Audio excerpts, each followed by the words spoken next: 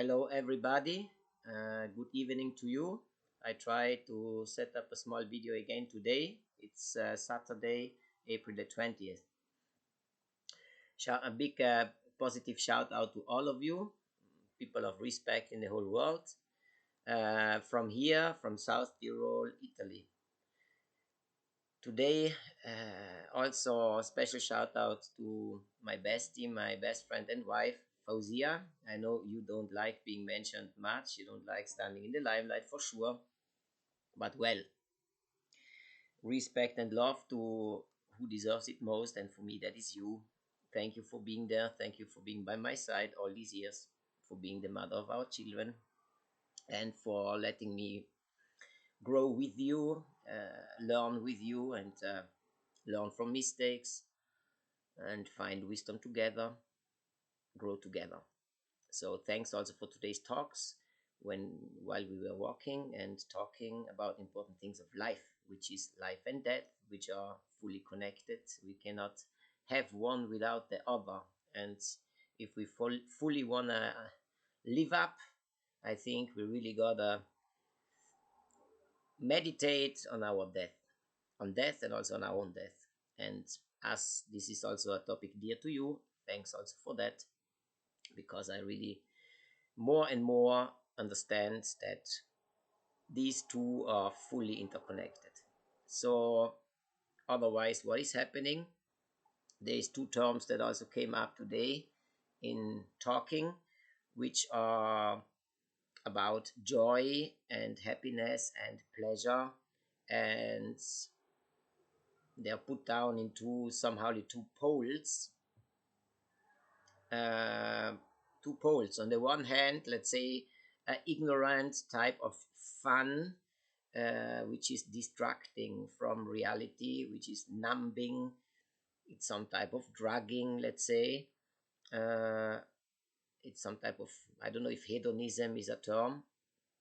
Just having fun in order not to know, in order to distract. Yeah, it of course makes me think again about where I am at, where I am from as a white guy, middle class, Catholic here in South Tyrol, Italy, still surrounded by majority white people, culture. And it makes me think about how the dominant culture surrounding me is still in full denial of racism, racist patriarchy, and now also the genocide that is happening full blown scale for almost 7 months now. Genocide against the Palestinian people committed by the Israel forces, racist, colonial, apartheid, genocidal, violent forces, which are the spearhead of our white supremacy. And we see it also because our dominant culture around me here is still in full denial, fully invested in looking away, silencing the reality, gaslighting also through the media. Media is still silencing, still not talking, while the escalation is continuing, as we know, is continuing towards Iran. Our local media gaslighting. I read an article yesterday which was like, yeah, the Iran attacks, 200-300 missiles fired on Israel, like without any mentioning of the fact that Israel had, bombed the consulate in Damascus on the 1st of April, and killed 7 people there, injured other 30, like totally cut out again. So the media is still fully in it, and a lot of people around me are still so fully silent. Okay, let's say fun and having normal fun, like normality in a wide sense, uh, derailing from the fact that we're living in a white genocidal patriarchal system. On the other hand, radical joy as a concept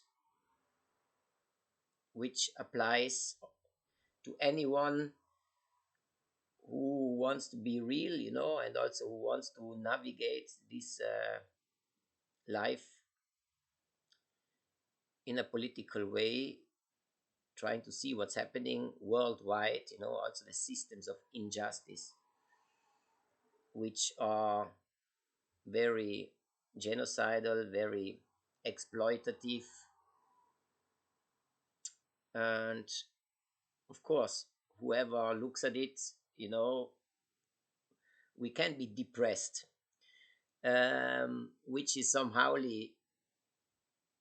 what the system, let's say, wants, because of course capitalism does not want the majority of the people happy and healthy, because happy and healthy people cannot be manipulated easily. So the whole sense is to make to keep human beings unsatisfied, discontent, and finally sick, and drain the energy out, the life energy out of human beings. So of course, finding joy, finding happiness, finding rest, finding mm, regeneration, finding life, basically, is a revolutionary act in itself, especially uh, if it's brought in a, or if it's lived in a political awareness. So that's what we were talking about. That's what I want to meditate on, the difference between just having fun, um, to distract, to look away from reality, to numb myself and to numb my awareness, to play business as usual and continue upholding systems of oppression on the one hand, or else searching joy, searching pleasure in a political radical way, even though I see that there's so much violence happening. And of course, for me, it's one thing because I still live a lot of privilege. I live a lot of privilege as the white guy I am, with certain, in a social position where, yeah, I live some type of security, some type of privilege, a lot of privilege. And I know a lot of people who don't, who live through a lot of less privilege, and still uh, do the work of searching life, searching radical joy, respect to all of you who are still, who are survivors, and beyond being survivors, who, yeah, I mean, you deserve to live and not just survive. That is basically it. And the practice of joy is surely an important one in a political sense. I repeat, sorry, because for me, to some extent, it's easy to talk from a quite privileged point. But I think it's important for us to share these thoughts, to dwell on them, to meditate on them, and to check on what type of happiness we are practicing. Because, yeah, what type of life we're searching, like, I get an example, this year for the Ramadan, the end of Ramadan, of course, there is the Eid of Ramadan.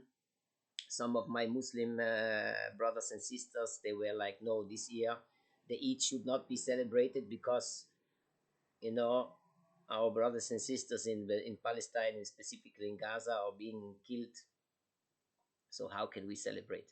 On the other hand, I find messages directly from Gaza where people are like, no, please continue having the celebration and the feast, and think of us while you're feasting, because we have to live up, because the system surely wants to kill our life, kill our happiness, kill our joy. So to search happiness and to practice it and to practice pleasure is a revolutionary act that needs to be practiced in a political awareness. Yeah, that is the thought that I want to share. Of course, tomorrow is Sunday in Bolzano. There is mobilization. There is this group that is organizing a meeting Um, it's the Assemblea Pública in solidarity with Palestinian people, is a public assembly that is basically a organizational meeting open for anyone. I'll share the link tomorrow, open for anyone who wants to participate in organizing. Now, especially next week is the 25th of April, the day of liberation from Nazi fascism in Italy. And of course, some of us are aware that we also specifically have to think about Palestine on that day. And when we do so, we think about all the systems of oppression, because we know that it's just one neurological point, like one point where a lot of struggles come together. But free Palestine means freeing everyone from each river to each sea, freeing people, freeing ourselves first, because we deserve life, all of us, and of course these systems of oppression, even if we might be privileged in some points, the systems still have a toll on all of us, and block our humanity. So free Palestine means free everyone, free people in Sudan, free people in the Congo, free everyone on this planet Earth and beyond. Universal freedom and liberation. Thank you for listening, specifically also the youths. I know there's some youths listening. It's really nice, because I'm like, yeah, we have to do our own research. A lot of things are not being told in the dominant media, and they are not being told in school. We have to school ourselves, or unschool on those points where our school system is complicit in white supremacy and patriarchy. We have to unschool me. We have to find our own uh, revolutionary knowledge and wisdom. Of course, every how does one call it, revolutionary wisdom seeking is under attack. Free education is under attack. Free thoughts are under attack, uh, by the right wing, by the fascists, but also by racism, by the Zionist lobby. As we can see, for example, in the United States of America right now, what is happening at the universities. I think USC, universities where people are being silenced, people are being sacked, professors are being sacked because they stand up for Palestinian human rights. And we see it in Germany, where it's crazy, like, please go back a few days and check on what happened with the check again, please, on what happened with the pro-Palestinian conference that was cancelled, and speakers were banned from Germany, amongst them Yanis Varoufakis. Check it up, do your research. Our dominant media will not show much of it. They will not show it. Jewish activists who were speaking against the genocide were arrested by German non-Jewish police in Germany just a few days ago, 2024, in Germany. Jewish activists were arrested by non-Jewish German white police, and the police people asked the Jewish activists whether they are anti-Semites. Please check it up, and our media is not reporting on it much, or let's say not at all, especially here in South Tyrol. They are not reporting on it. Check it up, check on the historical implications. Ask yourself, how come our media is not talking of it? Is the school talking of it, or your professors talking of it? How are they talking of it? Check it up and do your own research. No, of course, I put in the description, I put again the channels that I use. Most of them are English, a few voices are German. Peace, have a nice Saturday evening. Until the next time.